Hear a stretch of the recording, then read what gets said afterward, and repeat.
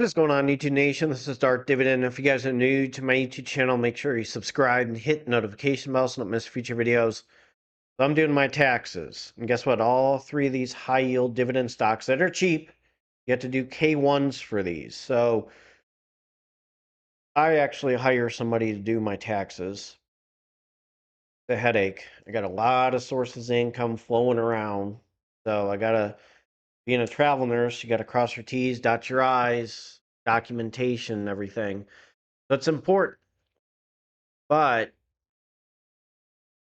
these stocks, okay, pipeline stocks or midstream stocks, they're some of my favorites. And I'm hoping this dividend investing strategy is integrated and M1 Finance allows you to distribute income from one pie to another, that my monthly income ETFs, like the options income ETFs, and start buying these. And really, I can start turbocharging my dividend portfolio with these high yielders. And they have decent dividend growth and good revenue trends. If you're new to this YouTube channel, make sure you subscribe and hit the notification bell so you don't miss future videos. Smash that like button. Let's check out these three cheap and high yield dividend stocks right now. One of my favorites actually is MPLX. In the past 5 years, it's actually done better than the S&P 500, which is crazy. In the past 5 years, the return is 357.80%, as compared to the S&P 500, which was 145.89%. So MPLX in 2020 was really bad. Okay, that's when people were, like myself, were capitalizing on them. They were 1238 right around the pandemic, and now they're 5370. So this is something that I really like. The average volume is 1.75 million. The market cap is 54.71 billion US dollars. The year range is 39.56 to 54.87. And then the day range is 53.40 to 54. Previous close is 54.07. I'll go over them briefly, show you some revenue trends and dividend history. One thing about MPLX, they own and operate midstream energy infrastructure and logistics assets and provides fuels distribution services through two business segments: crude oil products, logistics, and natural gas and NGL services. So looking at its map, it's pretty big in Ohio, actually. And, they are in demand. So this is why, and one of the many reasons why I buy them. Obviously, income and revenue is pretty solid as well, and I'll jump to that. Financially, they're doing pretty well. So you see the pandemic. This is annually in millions US dollars in 2020, 7,569, 2021, 10,027, 2022, 11,613, 2023, 11,281, then in 2024, 11,933. So a good increase in revenue. That's very important with a lot of these midstream companies. If there's not an increase in revenue and you're not doing well with cash flow, that's a problem. So let's jump to the dividend history. So 2013 quarterly, 30 cents, 31 cents, 2014, 33, 34, and then in 2014, 36, 2015, 38, 2015, 41 cents to 44 cents, 2015, 47, 2016, 50 cents to 51 cents, 2017, 52 cents, 54, 2017, 56 cents, 2018, 62 cents, then in 63 cents in 2018, 64 cents. You're seeing an increase. 2019, 65 cents, 66 cents. Then you go to 2020, 69 cents, a little stagnant. Then you get that special dividend right there in 2021, 128, and then in 2022, 71 cents. Then in 2022, 2023, 78 cents. And then in 2024, 85 cents. And then you have 96 cents. So Yes, there is a little bit of a high payout ratio. I'm not really too concerned. Uh, Again, if you look at their model and understand how they distribute revenue, I feel pretty good about that, and I've been buying them. Number of dividend increases in the last 5 years is 4. Dividend growth in 5 years, 6.47%. Plus, we have a certain president that's in charge that I think this will help. MPLX. You bought one share, you made 383 with a 7.12% dividend yield. So I like that. I'm going to stick with it.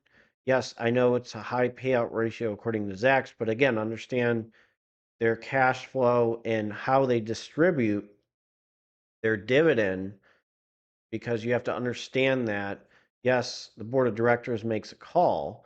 Remember, with REITs, 90% plus of what they make go back to investors.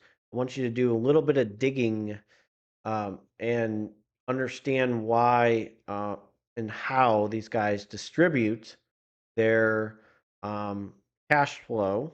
Okay, you need to understand that and why I like it. So I want you to understand how they distribute their dividends and their cash flow. So I'm going to give you guys some homework on this. Let's jump to energy transfer.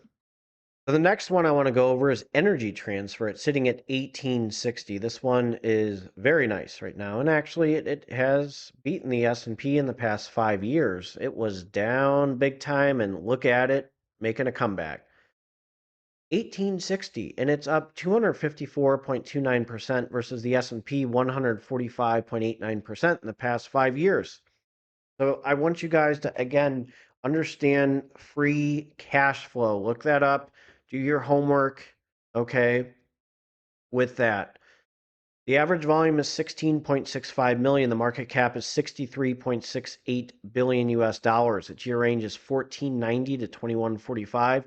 Day range is 1845 to 1882. Previous close is 1885. So again, we have something that's making a big comeback. I'm going to jump to their website, just go over them very briefly, and I'm very excited to buy more shares of Energy Transfer.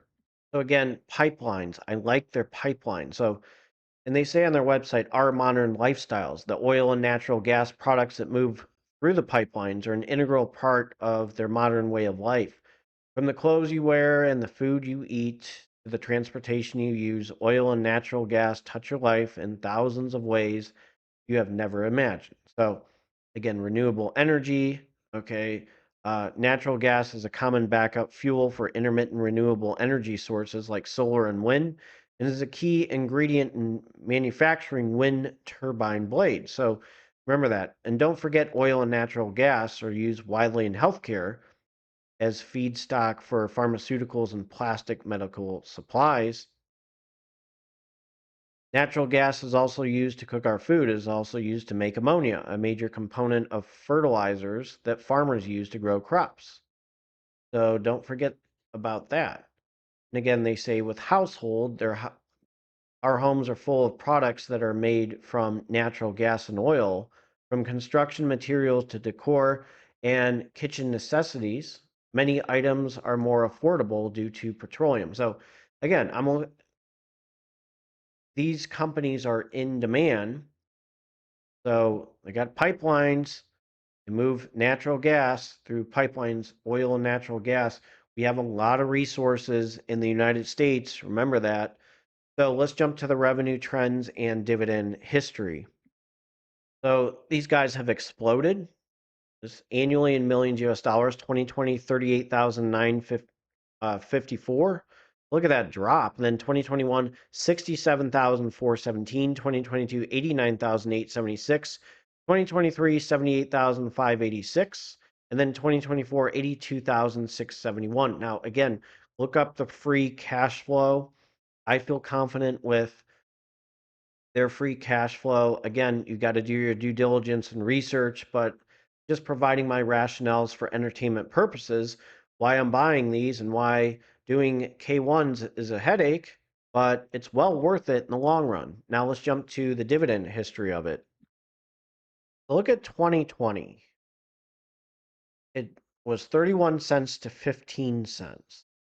and blame the pandemic. Look at the revenue trends as I went over and their free cash flow. Then in 2022, 18 cents to 20 cents, 23 cents. And then in 2022, 27 cents to 31 cents. 24 in 2025, you got 32 cents to 33 cents in 2025. So again, free cash flow payout ratio will show high, but again, free cash flow is the most important thing. So you have to look that up. The number of dividend increases in the last 5 years is 13. Dividend growth in 5 years is 11.42%. So if you bought one share, you made $1.30 with a 6.99% dividend yield.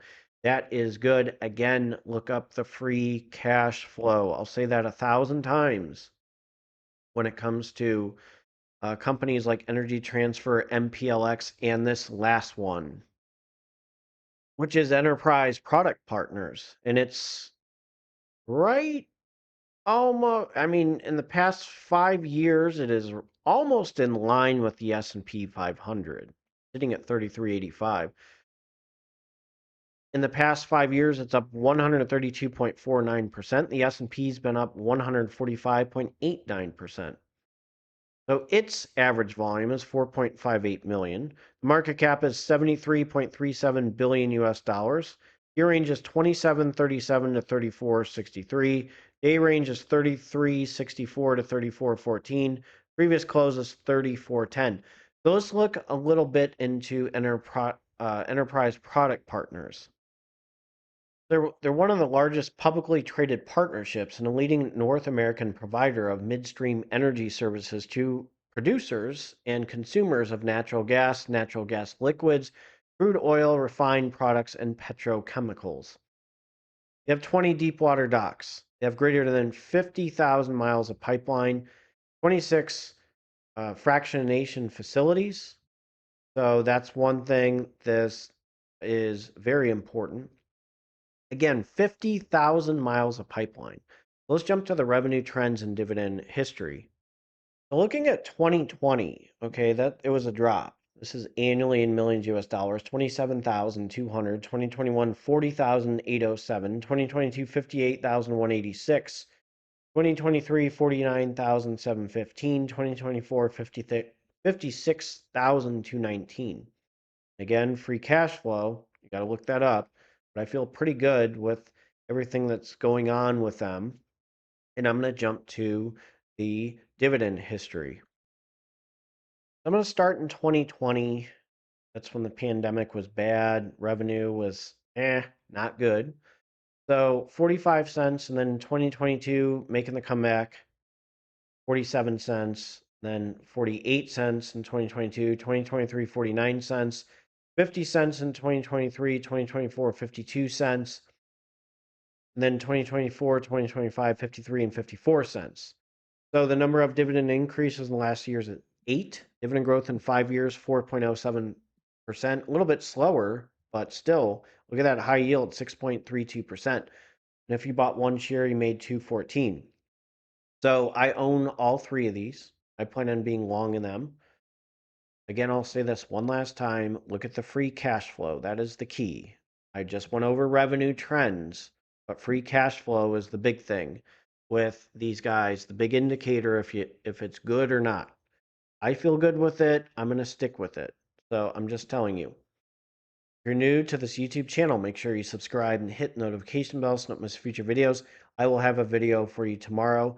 Take care and have a good one. I'm going to jump to my disclaimer. As a reminder, this is a disclaimer. Do not use my YouTube channel for any form of financial advice. It's strictly for entertainment purposes only.